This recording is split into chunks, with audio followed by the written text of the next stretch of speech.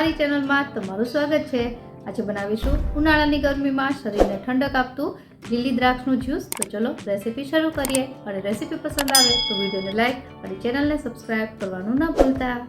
દ્રાક્ષનું juice બનાવવા માટે મેં અહીં 1 કપ દ્રાક્ષ લીધી છે, જેને ધોઈને સાફ કરી લીધી છે। હવે એને મિક્સર જારમાં એડ કરી દઈશું। ત્યારબાદ 1 ટેબલસ્પૂન જેટલો મેં અહીં સફેદ ગોળ લીધો છે, તમે આની જગ્યાએ ખાંડનો ઉપયોગ પણ કરી શકો। ત્યારબાદ હાફ ટીસ્પૂન જેટલું સંચળ, 10 થી 15 ફુદીનાના પાન અને ત્યારબાદ બ્લેન્ડ કરતાં પહેલાં અહીં અડધો કપ જેટલું આઈસ વોટર એડ કરવાનું। આઈસ વોટર એડ કરવાથી દ્રાક્ષનો કલર એકદમ ગ્રીન જ રહેશે। તો હવે બધી વસ્તુ બ્લેન્ડ કરી લેશું। તો આપણું આ બ્લેન્ડ થઈને મિક્સર રેડી છે। હવે અહીં હાફ ટીસ્પૂન જેટલો કાળા મરીનો પાવડર એડ કરવાનો છે, જે બિલકુલ ઓપ્શનલ છે, ઘણા લોકો નથી પસંદ કરતા। હવે એને મિક્સ કર્યા બાદ આ જે મિશ્રણ છે એને આપણે એક ગળણીથી ગાળી લેશું।